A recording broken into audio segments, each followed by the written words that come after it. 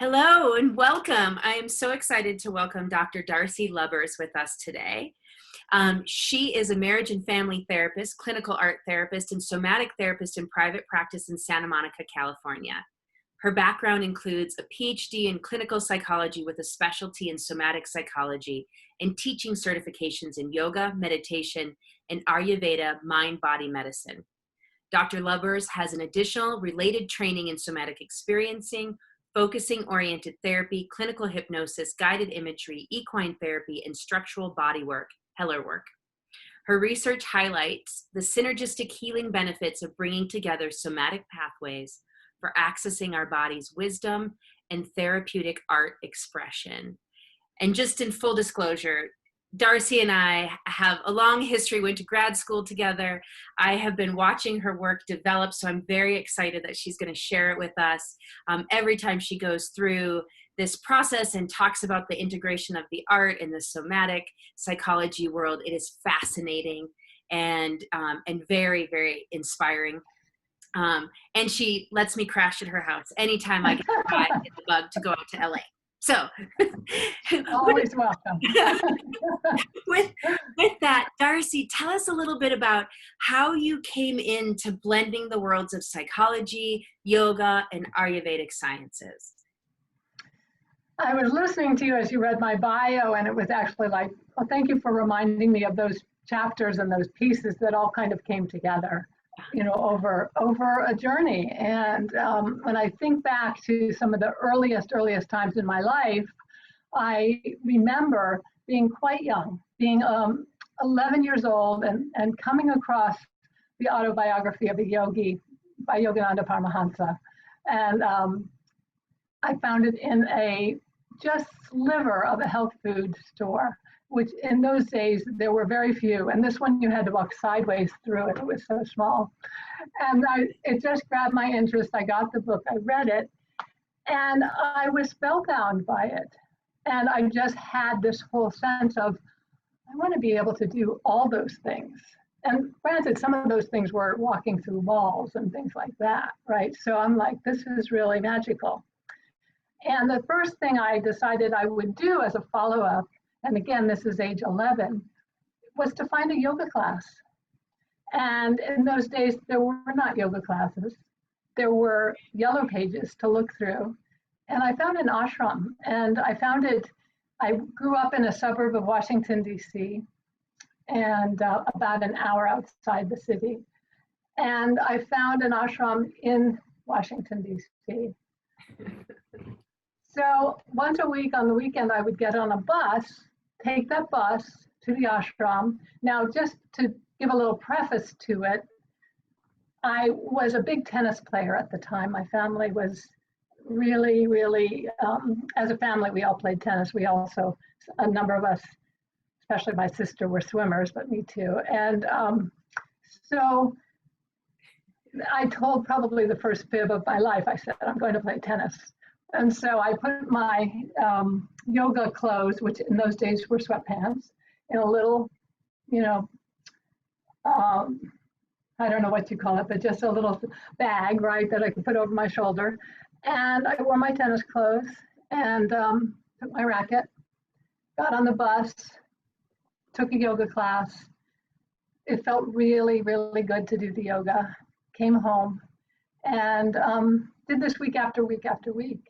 And my parents, of course, would ask me how my day was, and I'd say it was great. So many years later, I fessed up. So had a wonderful conversation with my mother about that after she took up yoga and asked me how long I'd been doing yoga. So that was the sort of beginning, set the stage for me. And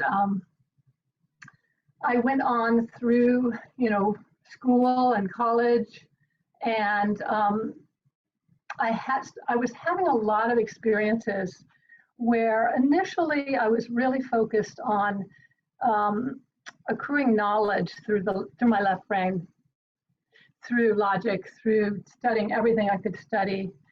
I was having experiences, though. For example, math was one of my favorite subjects, and trying to problem solve the math problems, I started having these experiences where I would work at it and work at it and work at it. But then when I would let it go take a bath, I'd have these eureka moments where they would solve themselves. And I started having experiences where different parts of me would come into play, which I would say would be my gut instincts, my gut responses to things, my intuitive responses. And so at a very early age, I think it was coming out of a math class actually, I was having this thought, I am so glad I have so much life left ahead of me that I'm as young as I am, because there's so much more I want to know. But over time, what happened is that the ways that I wanted to learn things started to shift and integrate and move towards what I would now say is sort of right brain and left brain together, move towards really trusting my intuition. So on that pathway, in terms of coming to the work that I do now, I've had a lot of different experiences, which I would say are very gut feeling oriented. And when I got out of college and I was an art major and I was painting, and I spent a whole day painting at the end of the term, and I had a thought, maybe I'm meant to be an artist, maybe that's what I'm meant to do. My gut was really vocal. It said yes and no. And so I kind of just responded internally and said, well, I know what the yes is. It's such a pleasure, right, for me. What's the no? My gut responded and said, you're meant to help people heal with art. I did not know what that meant. There was not in my world yet an understanding of what art therapy was. And what I came to find out later, that was by becoming an art major, I was actually doing some beautiful healing for myself, and not really calling it that, not really recognizing it that way. Yeah. So within a week of having that experience and graduating from college, I went up I was in Providence, Rhode Island, at Brown University. I went up to Boston to the Peace Corps office because I wanted to join the Peace Corps. I wanted to give back to the world before I settled somewhere. And there weren't any jobs available for artists in the Peace Corps at that time. And so there weren't any particular jobs overseas that felt viable for me. And so what I was introduced to was a job in Los Angeles to be an art therapist. And that's kind of when the bells went off for me, like, oh, that's what I'm meant to do.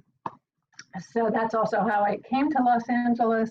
That's how I came to pursue being a therapist at all, kind of through the back door of using art to help heal people.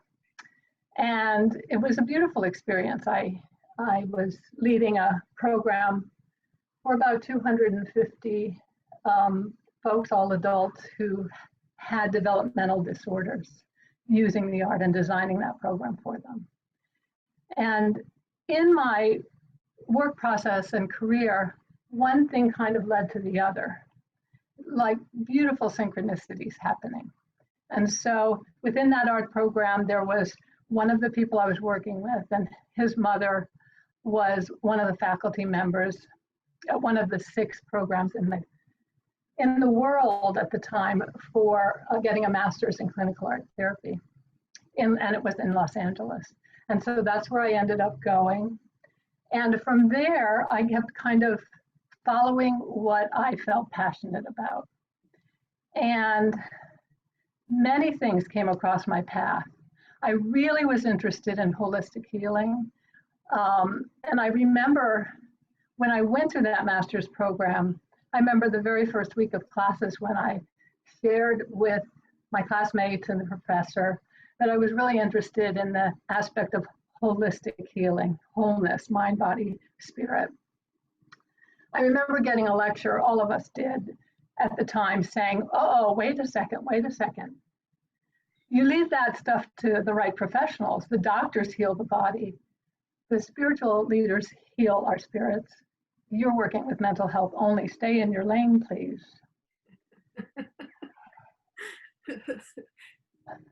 So I did not stay in my lane as the final result, but the world shifted with me too.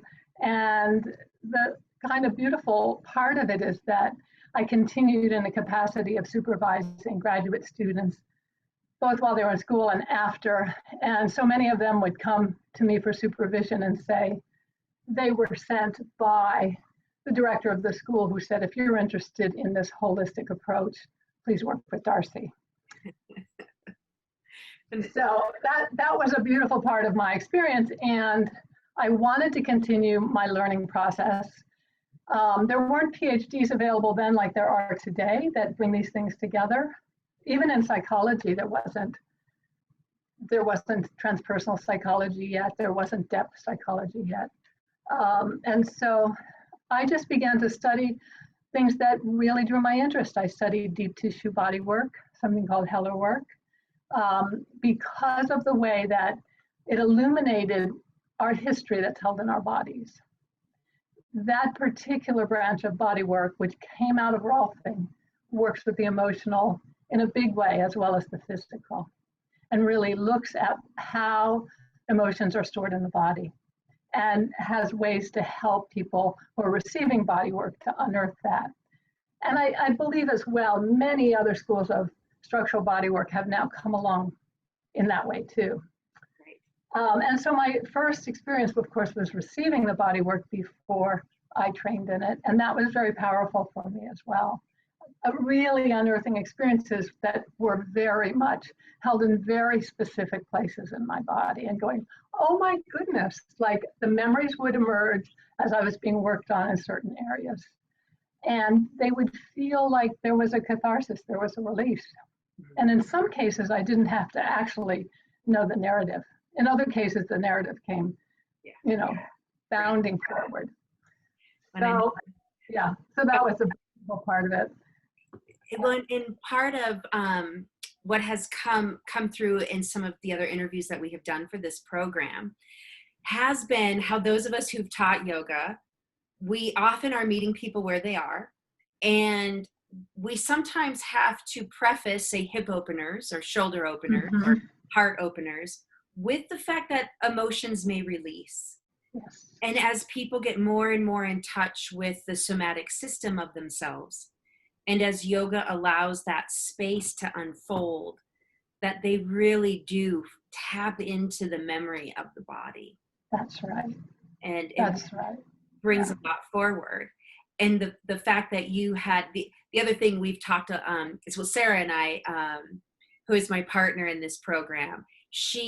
Her and I have spent years talking about, you have to do the practice. The practice will eventually do you.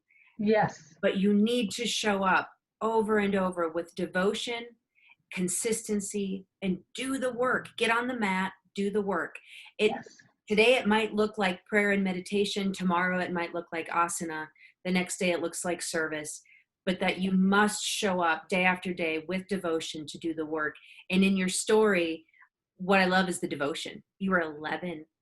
And as a parent myself, I think, my 11-year-old going into a bus does not sound like a good idea. And the fact that has changed. the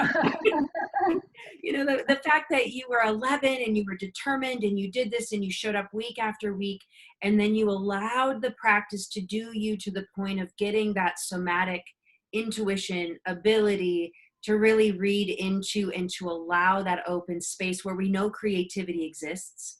Yes. In that right brain process, and lighting up the different centers of the brain, in the fun and the joy and the bliss of it, those answers arise, whether it's a math problem or whether it's what should I do with the rest of my life.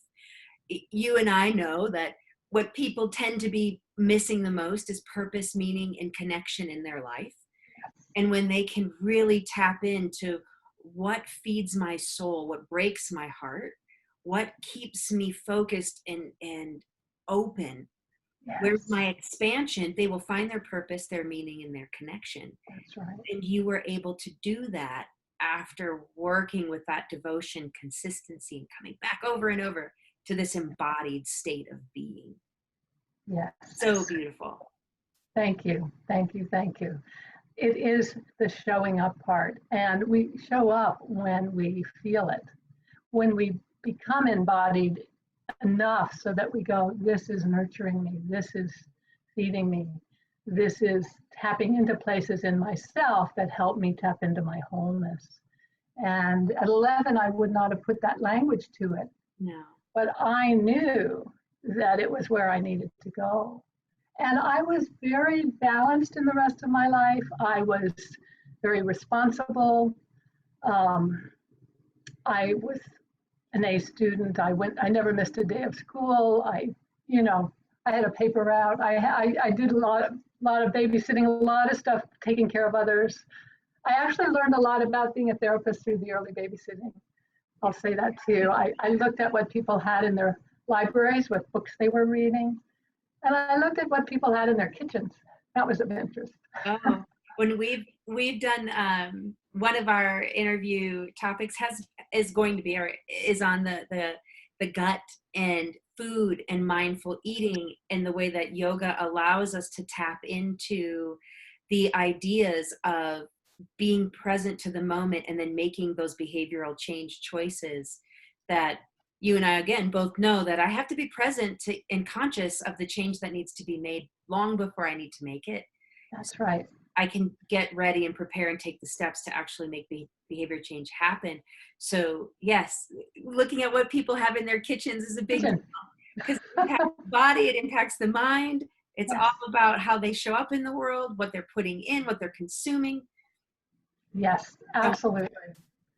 Absolutely. And I'm also, now as we're talking about the food and the gut biome, in Ayurveda, Ayurveda started with a language called Sanskrit that was a vibrational language. And in other words, what you would be describing, if I was saying that chair behind you, it would be the vibration of chair would be the word for chair. And interestingly, and Ayurveda will also say that we are made up of vibration. And so everything that we experience, we metabolize through all of our senses, not just the food we eat, but definitely the food we eat. But if we are eating that food while we're watching the news about bombs dropping somewhere in the world, we're metabolizing that experience along with our food. So one of the things that I do a lot of in my practice is work with people through coming back into balance through each one of their senses, right? In terms of balance through the senses. But I want to mention that the word for food in Ayurveda is rasa. And the word for mood in Ayurveda is rasa. I did not know that. I love that. That's wonderful. So there's this beautiful connection between food and mood. And so one of the things we can look at is if we notice we are reaching for lots of sweets, for example, we can ask ourselves, am I missing the emotional quality of sweetness in my life? Mm-hmm. Do I need more of that? Can I reach for that rather than reaching for these sweets right now? Right. And the same is true. There's 6 tastes that we identify through Ayurveda. Each one of those tastes, we want to have some of each of those tastes for balance, right? We don't want to tip the scales only to bitter, for example, or sweet and sour, or that kind of thing. But if we start to be pulled to more than what we need in one of those tastes, then we can take a look at that in terms of the emotional quality that that food brings to us as well. Yes. Right? I love how it's all connected. And you and I have talked, many, many times about all the different connections that we see and the ways that we turn those lenses towards the connection and what that truly means. And not only in my physical self and my mental self, but also my spiritual self, my relational self, myself in the many roles that I play in the world. Absolutely. I mean, the relationship in the world and with ourselves is a really big aspect of our brains, of how our brains develop and do continue to develop. And so we want to really pay attention to connection and to our connection with ourselves as well. Wow. Yeah. It's so lovely. So as you bring yoga into your practice, as you help people through all the different senses, as you lead meditation groups, how do you see those connections playing out for people? How do you maybe even direct them and manipulate them happening? Between meditation, between yoga, between making connections in their own lives that feel like they are healing and balancing for them. Right. So I worked with people in a number of different capacities. So I have a private practice and have had for many years. I also have worked at treatment centers as part of a team and continue to do that. I've also worked in training new therapists, but also as a meditation teacher through the Chopra Center, Deepak Chopra Center for Wellbeing, and also as a continuing education provider for therapists and nurses, and so doing 10-day retreats in various places like Hawaii, Mexico, Canada, that kind of thing. And so within that context, the way in which my role is a little bit different in each of those contexts. So one thing I do is I start with really centering myself, and that determines how I show up, right? And so I look for the possibility of spontaneous right responses, not necessarily having to plan them out, but having a tool chest that is full and intuitively saying, let's go here, or with somebody in terms of guiding them. But I also really believe that people are their own best experts. Like they have that deep inner healer within them. And I'm just helping them find a pathway there. So there's that piece. And I remember one of the first workshops I led in Maui, I guess it was, there were about 100 folks who came, and the nurses in particular, after the first day, came up to me, many of them actually, and kind of gathered around and said, we've never heard in our training an explanation for what a chakra is. And we are so excited about just having a different perspective to look at our bodies, our healing, our organ systems, everything about that. And so bringing in this new languaging, or this aspect of the body-mind connection, the body-mind-spirit connection, that they are not different from each other, opens up doorways for people to explore that. Beyond that is the experiential part of it. Like you're saying, the showing up part.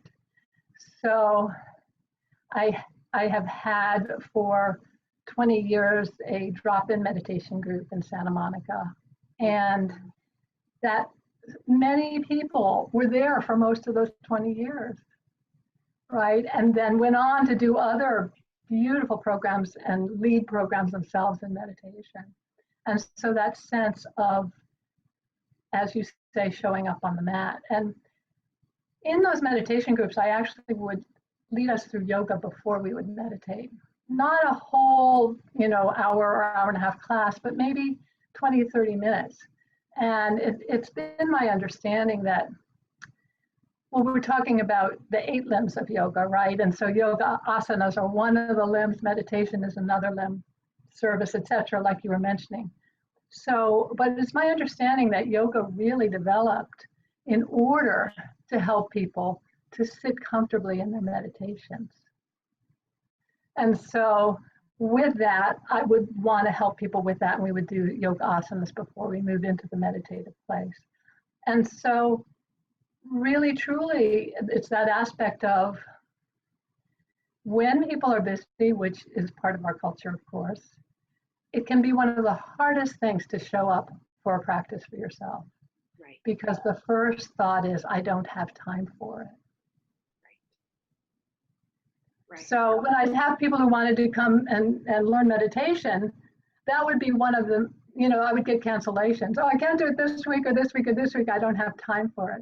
But once people would finally get there, and that was just some of the folks, of course, but then that aspect of understanding that a meditation practice brings you to a place that is more restful than deep sleep.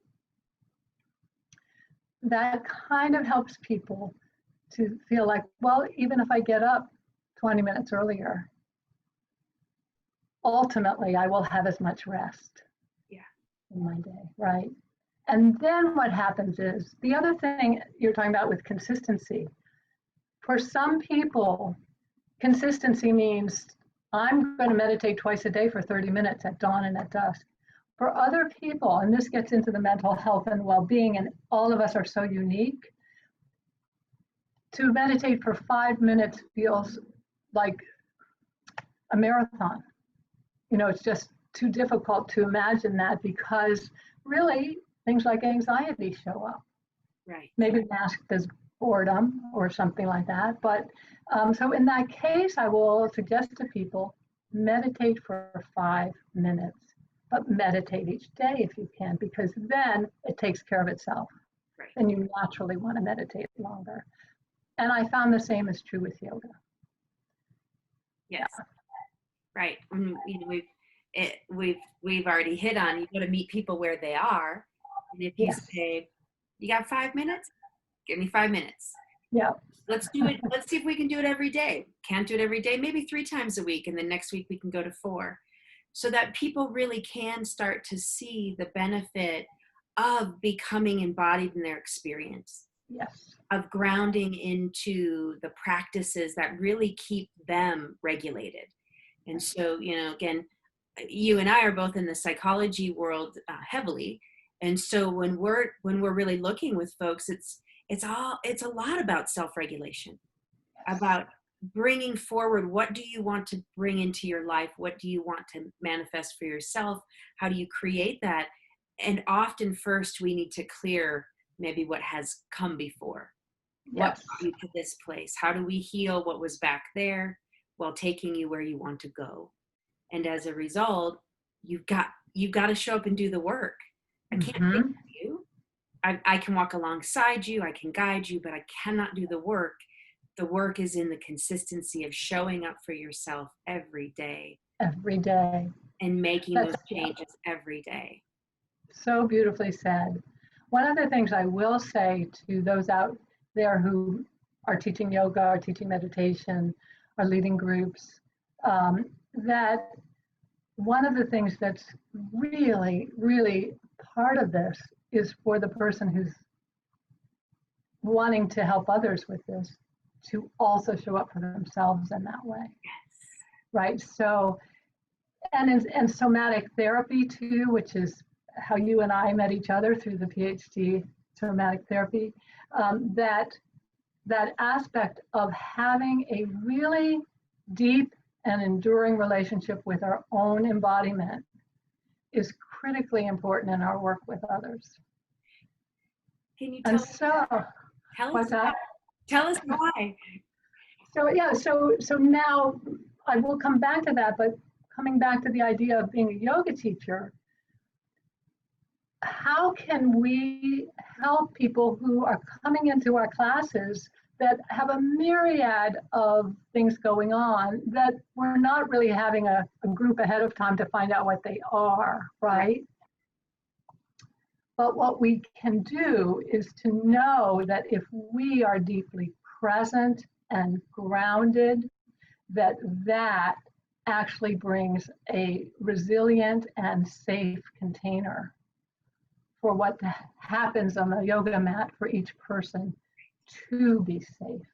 And it's very relational to be there in a compassionate, alliance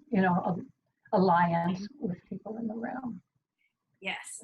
Whether it's a yoga class, a meditation class, and meditation too, when you have more than one person meditating, it starts to deepen everyone's practice.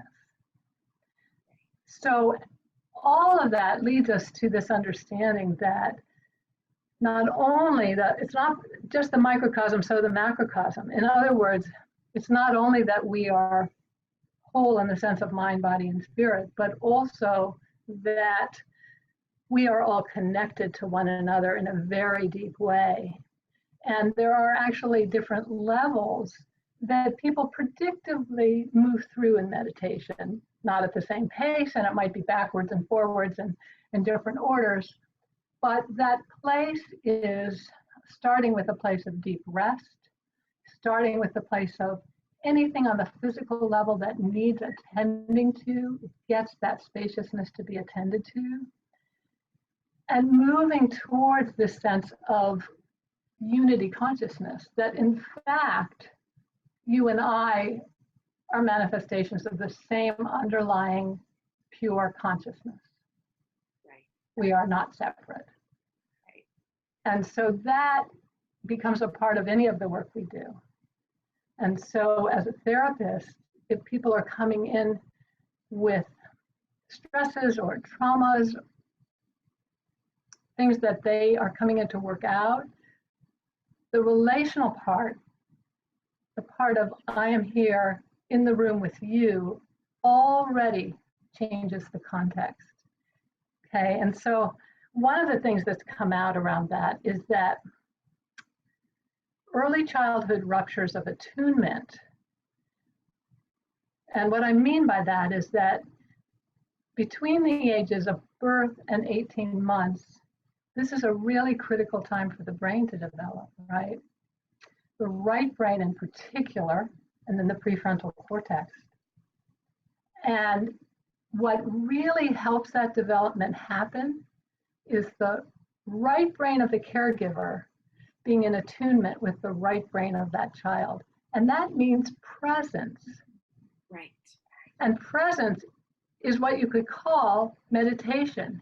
Presence is also what the nexus for what you would call trauma being healed, because you can be in the present moment again. Trauma keeps us out of the present moment. So when we have, of course, no parent can be present all the time with their newborns and their new child. So ruptures happen all the time and they can be repaired. It's just that when they are severe, when they're cumulative over a long period of time, then it's harder to repair those ruptures, right? And then you get into all the different kinds of attachments that people form, avoidant or ambivalent versus secure, right? Well, what the studies have shown is that they've found two things that later in life can help heal those early childhood ruptures. Any guesses? I wish this was interactive with our audience. All right, so I'll pause, you guys think about it. Okay. So one of them is a consistent, sustained, attuned relationship with a therapist over time. Mm-hmm. The second is meditation. Now, does the meditation have to be with others in the room? It does not. It does not have to be, because it is really connecting with self, and through connecting with self, connecting with consciousness. Yeah. Isn't that beautiful? The idea that just being present, and that concept of how I show up and how you show up. Right. When we sit down, either to do yoga together, to take a walk together, to go do, if we're going to do therapy together in the treatment room, that what my greatest instrument is my body. Yes. It really is my alignment with what's happening in this physical vehicle that I have, where my senses lie. Yes. That shifts how I'm engaging with the experiences around me. It's sending those signals up into my brain, which is facilitating categorization and efficiency, and making sure that I can get things done in a way that keeps me alive and that keeps me progressing forward, really, as a biological creature. Yes. And that for humans, because we're pack creatures like other mammals, we need other humans to both build our brains, settle our nervous systems, and the result of finding that attunement with ourselves and with others, Right. We can heal all sorts of things, dis-ease on many, many levels, Yeah. whether it be mental, spiritual, or physical. Yeah. and that coming into our own self allows us to actually then turn and connect back out, which keeps Yes. the facilitation of the process going and going and going. Yes. And Yes. how important it is that we are present, and that in yoga and in one of its basic forms, one of the things that Sarah and I started this program, I don't know, 2, 3 years ago, we started just questioning, what is yoga? What is it really? And how does it really work? We Mhm. can go with the sages, and we can go with the spiritual guru leaders, and we can go with what people have said, but what's really underlying how it works? And part of this whole program is really looking at psychology now has many ways of looking at how it works. Right. And as the sciences and the technology have gotten more detailed and defined, and um, deepened our understanding of neurology, biology, physiology, psychology, sociology, and how some of those are all coming together to create this being, which Yes. is us. um, we now understand things we didn't understand 50 years ago, 100 years ago, 150 years ago. And as a result, we can now speak to why yoga, with Mhm. that concept of, it's really a yoking, a Yes. bringing together the past moment with the future moment through the breath of right now, really brings us to this place of presence that then heals us from the inside out. It heals so many, from the cellular structures to mental health concepts and belief patterns to relational constructs, and then eventually to tapping into the larger whole, the collective unconscious. That's right. It's That's right. It amazing. is the most healing state of awareness that there is present moment awareness. Yeah. And it is what allows us to be in deep connection with others and with our environment, Right. with the world. Well, and then heal our brains and heal our nervous Yes. systems, Yes. and everything, Also, bring us forward. And yeah. and I know one of the things we were going to talk about today was your body map protocol, and really how you're using the concepts that we've been talking about in a very abstract form up until now, how you're using that in a very tangible way with the art to help people understand themselves, deepen this self-awareness, deepen their awareness of relationship and connection with others, and Yes. come home to the present moment, being an embodiment. Beautiful. Yes. This is a good transition to It's talk a about. beautiful, beautiful way to bring that forward. And also just in terms of what you were saying too, this idea of the triune brain has been brought forward in recent times too, of the mind, the brain, and relationships being the pillars of our experience. And that the brain has to do with all the neural networks and the actual synapses firing and neurons firing, and the mind we think of as a thing, but it's not, it's a process. The mind is the process of energy and information moving through us from all that we experience. And then the third part of that triangle is our relationships. And to have health, we need all of those to be in balance. We need that sense of connection. And so with this body mapping, um, people might relate to it, you guys might relate to it in the sense of maybe from back in childhood, just doing a chalk outline around your body lying on the, on the playground or something like that, and then having fun filling it in. And right, so at that point in time, it's playful. We're learning about the boundaries, the edges of our bodies, and that kind of thing. And over the years, working with the art and understanding a lot about art and healing and how meditative art is too, because every time you choose a color or a line or what you're going to do with a piece of clay, you have to be in the moment to do that. So you keep coming back and back and back to present moment awareness. And the art process also engages the right brain. So one of the things we know is that trauma resides primarily in the right brain. And it isn't available for healing and integration between both hemispheres until we access it through a right brain healing experience. We've talked about how body wisdom and living in the body and accessing sensations in our body.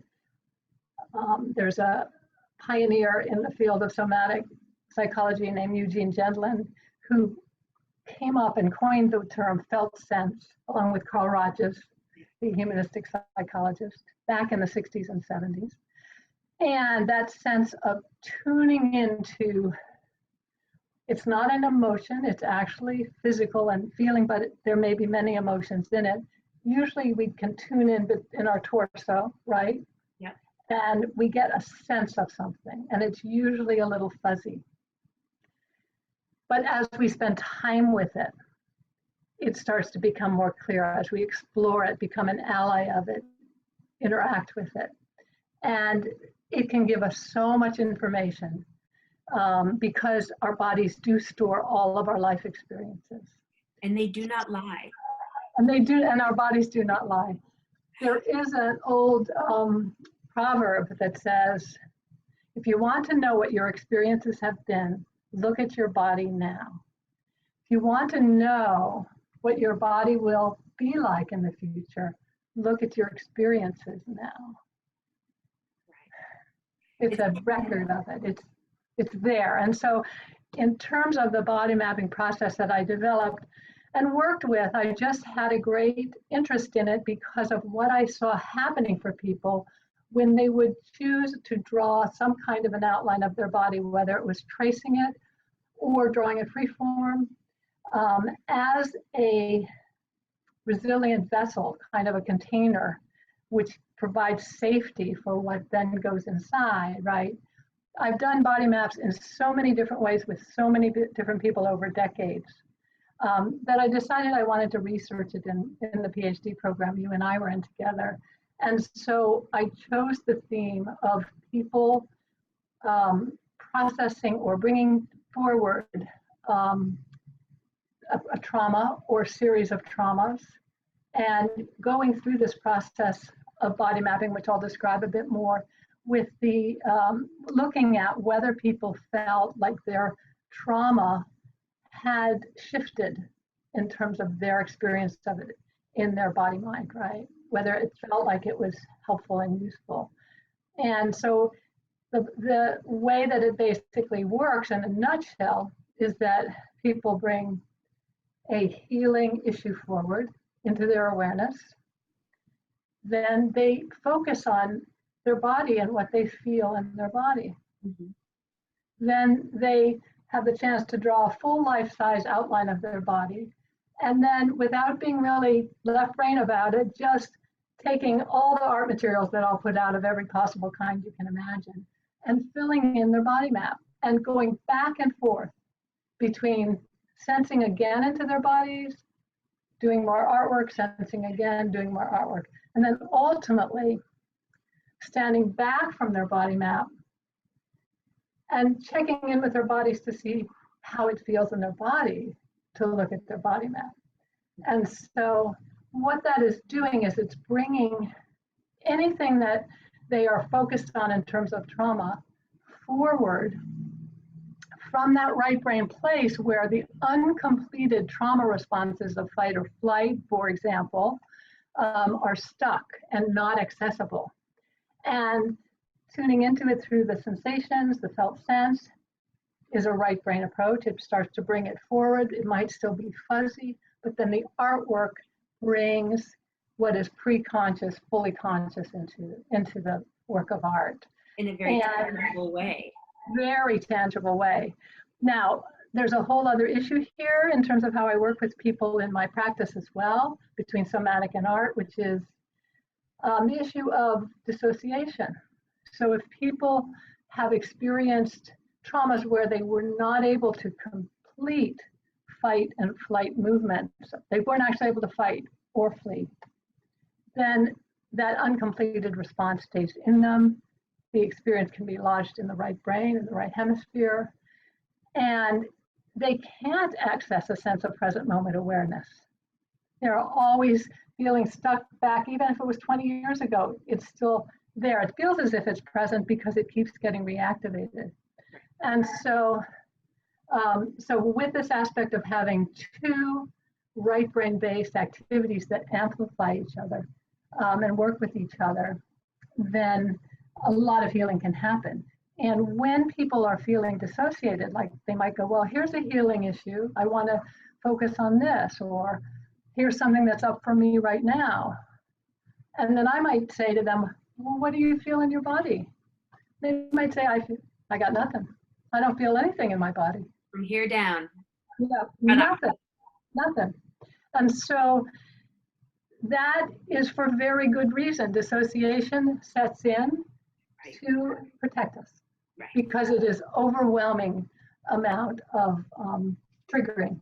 And so, so we don't want to look at it as a bad thing, but we do know that when it becomes a chronic condition rather than a moving through an experience condition and then coming back to parasympathetic nervous system, you know, then we want to find a way to move through that. So with the artwork, what happens is that here's an example that happened. Someone was saying, well, I'm feeling certain things here, but I have this whole area here where I just feel nothing. It's kind of frozen, nothing. And so I suggested that they'd already drawn an outline of their body, and I suggested that they just put their hand over the shoulder of the outline they had drawn, that they hadn't filled in as of yet. And then they started to feel something in this shoulder because it was safe enough, it was removed enough to feel it a little bit at a distance. And that's the thing, one of the big things that artwork can do for us. It can keep it safe as a container, but we can bring forward what has been, we've used so much life energy to push down. Right? So yeah, so that's what I was investigating in the research. And I'll add another piece to it. It was a very positive outcome with the research. With people that I had never met before, who all were in therapy and would be going back to therapy after doing this one-time body map protocol. And one of the things I also found was that in the semi-structured interview we had after the experience, that people were looking at their body map and they were noticing that they had already included healing imagery in their body maps without even knowing they were doing it. And this comes back to that innate healer inside of all of us. Right.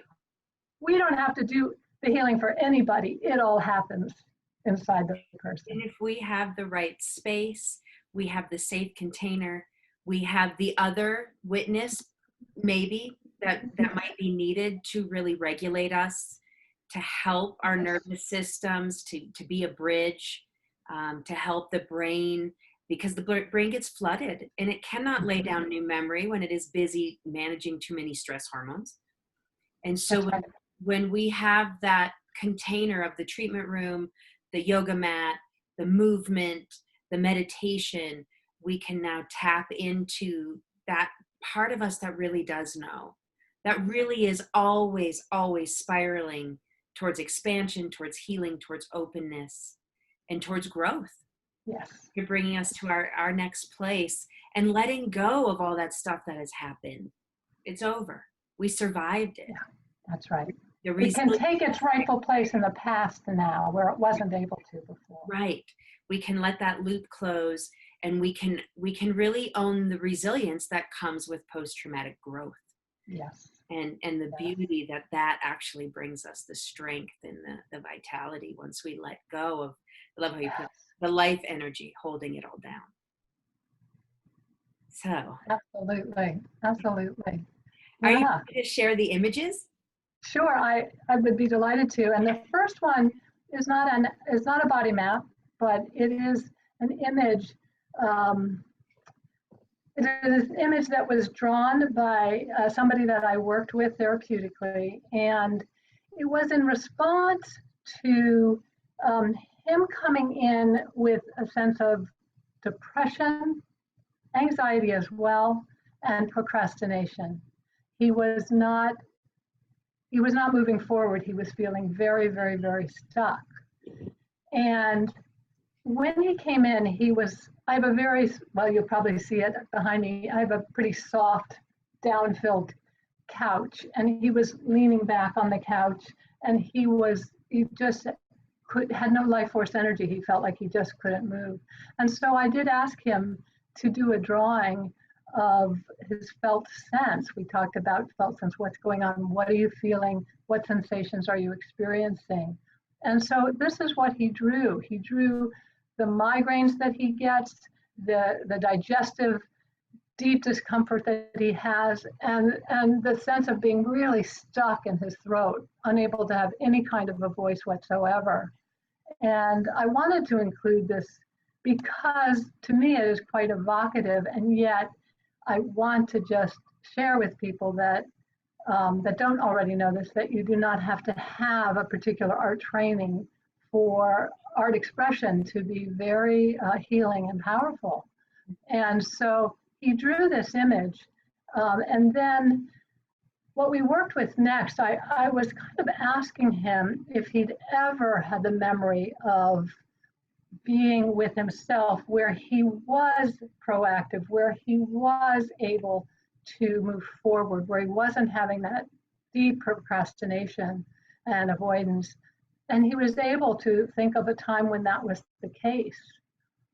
And as he was in the memory of that from years ago, I asked him to inhabit his body from that memory. So could he feel into being in his body at a time when he was feeling the way he wanted to feel now? And what happened was he sat straight up rather than leaning and laying back on the couch. And when he sat straight up, he began to talk from a different place, and he had actually a dialogue with this self that was very depressed. And he gave him a very authentic, genuine kind of a pep talk, like really reminded him about how he could access this place within himself to really move forward and to connect with things that he could be passionate about and to find his voice, because his voice was very, very stuck. So we can see here in this image, as simplified as this image is, that so much was going on within him, right? Emotionally as well as physically. Right. So also interesting that he is side view, and a little bit, if we want to look at directions, we could say maybe looking towards the past. It's hard to say, but that was the kind of thing that I had a dialogue with him about. So that I wanted to share that with everyone, kind of as a very just sort of introductory. Here's what people can do. They can just sit down, notice what they're feeling inside, and do a drawing to represent it. And that in itself starts that process of healing. And it's so lovely and simple. And although, you know, to be an art therapist and to really get into the meat of directing the interventions and things, there's quite a bit of training that goes on. And but that clients can draw. Yes. That it can be something that you're using for that expression to really help, yes. Even if it's not in a full-blown art therapy type way, and that the client by no means has to have any sort of art background. That's right. That's right. And I'll mention one other thing that I often will do with clients is that if they draw a self-image of some kind, even if it's on a small piece of paper, we'll look at it together. And I'm not somebody, as an art therapist, it's not like, oh, this means this and this means this. It's always what the client can associate with. They're the expert on what their drawing means. Right. But an example might be, and this is a real example, somebody might draw themselves standing up, but they don't have any feet. And then I might just notice that along with everything else in the drawing. Yeah. And in this particular case, I'm thinking of the person hadn't realized they'd drawn themselves without feet. It was a surprise. So that's sort of the unconscious coming forward. So then what I might do in any case of someone drawing themselves, So I might ask them to, if they would like, to take the position of how they've drawn themselves, how they're standing, right? And so in this case, he was trying to stand with his feet, legs very close together as he'd drawn them, and no feet, and he felt very wobbly. And he then got in touch with, oh, I just can't take a step in any direction, and I don't feel grounded. I don't feel supported. And so these are the kinds of things that come up from our unconscious that come forward that then help the person to put puzzle pieces together. That we are allowed to then manipulate, look at, study, explore Right. from our experience that we then put into present moment. So, Yes. and so the next one.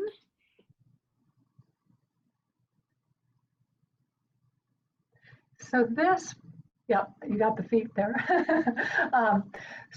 What we're going to show you, Stacy's going to help me show you, is it's just one person's series of 3 body maps.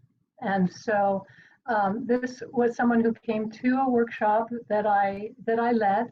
And I want to say there were 15 or 20 people all doing body maps, all with a theme that they had wanted to explore. Some just sort of general, here's a map of me today, right? And so this is a woman, and she drew this body map, and she noted that she had drawn herself in tree pose, which yoga pose, right? Yoga asana. And she finished this pretty rapidly, and others were still busy working on theirs. And she said, would it be okay while everybody's finishing theirs if I draw a second body map? And I said, absolutely, go for it. So she did this second map, which if you can bring that up on the screen, Stacy.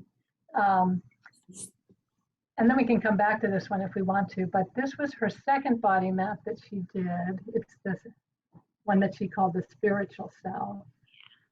Let me jump out. Get the right one. Mm-hmm.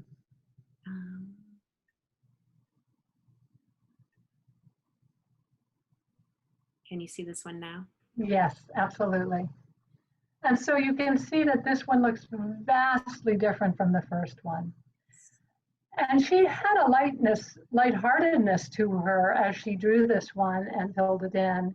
And she kind of was sharing with me initially, as other people were working on theirs, that this was actually her true self. This was her spiritual self, and this was more true to how she felt about herself. And so everybody finished their body maps, and people began to put them up on the wall space to be able to then stand back, look at them, and associate with them, and with the kind of group witnessing. And so she said, I just want to put this one up. I don't think I want to put the other one up. And she and I talked about it for a moment, and I said, okay, whatever you want to do is fine. But do you think maybe that the first one, since you also drew it, it might be, might it be possible that they might want to have a dialogue with each other? And she said, oh yeah, I hadn't thought of that, but yeah. So she put the two side by side, and then she proceeded to have them talk with each other. And the first one, as you guys can recall, had a lot of viscera, a lot of painful imagery. It had a broken heart in it. Do you want to bring that first one back? Yes. And then you guys remember this one, but this was that very ethereal one. Yeah, so this was the first one. And so this first one, it turned out as she was looking at it and checking in with it and dialoguing with it, said that in fact, this body map rendition of her, that she had something she wanted to say to the second one. And as I recall it, what she said was, well, that's all beautiful that that's who you are now and have been for a long, long time. That's beautiful. The thing is that when our Father did what he did to us, you left and you never came back. And so she sat with that And she sat with that. And, um, and then she spoke with me, and she said, I want to do something about that. I don't want to just be in this other self, completely separated from this first self. I want to heal this first self as well. Mm-hmm. So what she chose to do was to do a third body map that in kind of a intention for integrating herself together. So if you can then, yeah, and this is her third body map. And she called it the Playful Warrior. And I don't know if viewers can see all the details on this, but in the places on the previous one where there were the chakras, she has different images, different animal, different shamanistic images. She has a bird in her hair. She has kind of wings on her shoulder. You can look, there's a snake, which is kind of a Kundalini image, perhaps, coming up the center of her torso. Mm-hmm. And if you look at her feet too, she has those sort of dancing feet, right? She's moving. And the bottom of her dress is trees, trees with canopies of leaves. I'm looking at the image now. And the tree has this symbolism of rootedness. Right. Then it's down by her feet, which are the foundation of her body and her support. And so, so then she had a chance to feel into how it felt to be with this new integrated self, and it felt very, very healing for her. And I think I included just an image just at the top part so we could get a little closer in. Yes. People want to see a little more detail.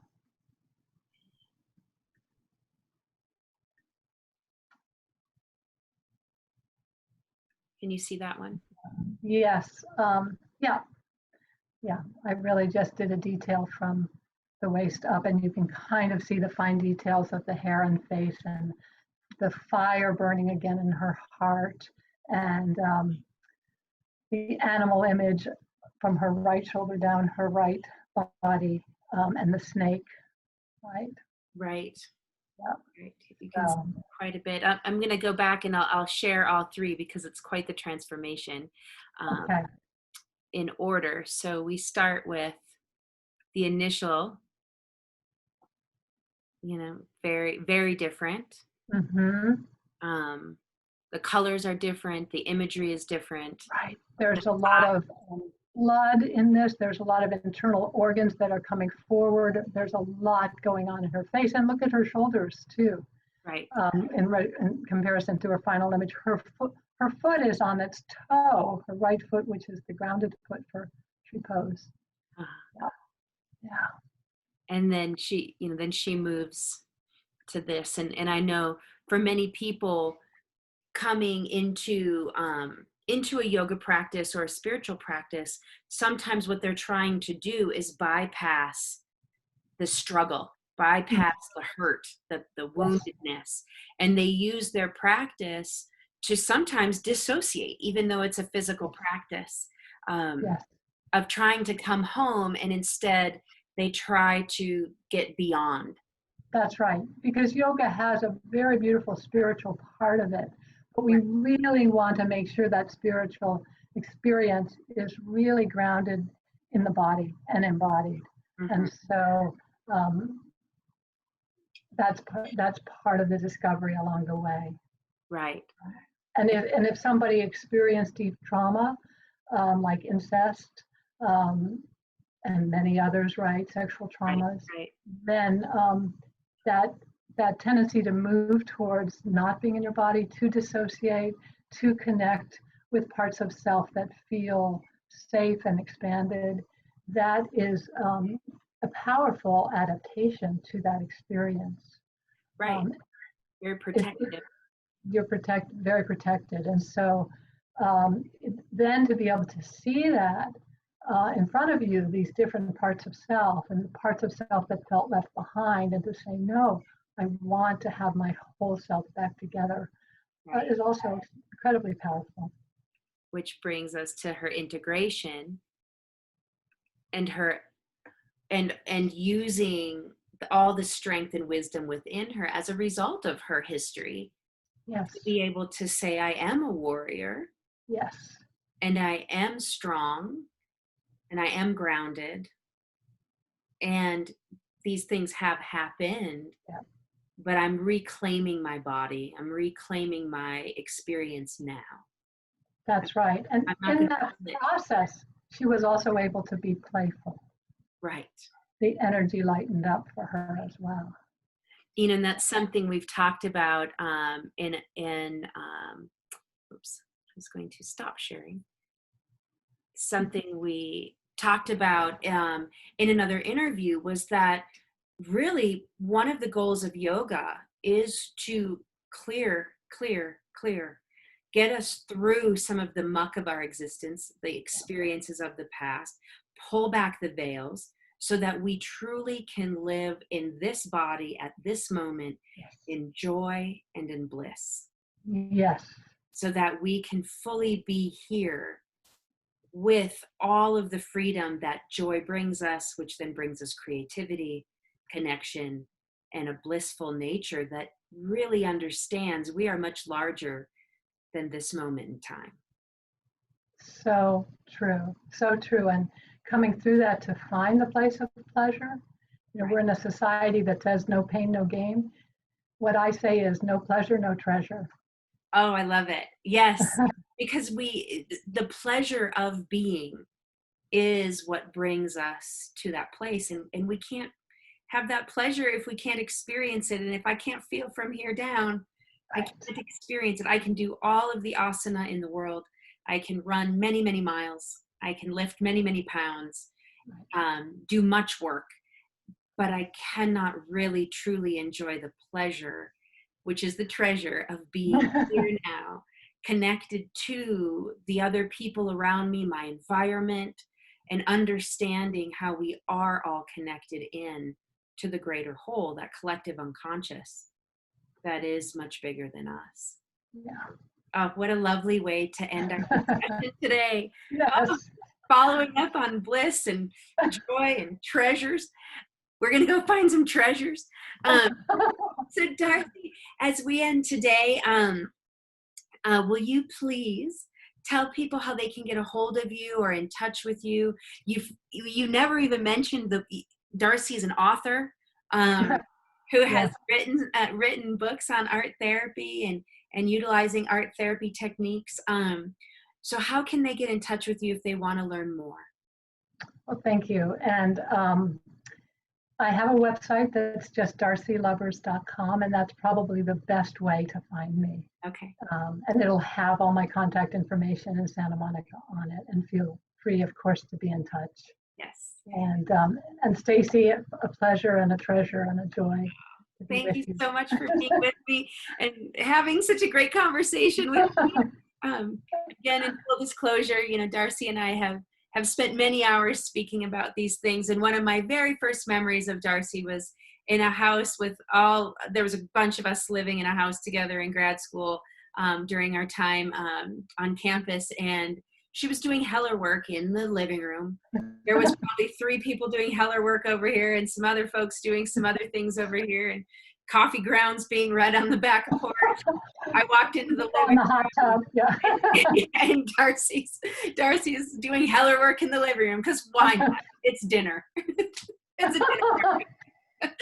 So it's been a long time of integrating all these different techniques that started when you were just a child. Yeah. So thank you for sharing all that wisdom with us today. You're so welcome. Thank you. My pleasure. Thank you, everybody.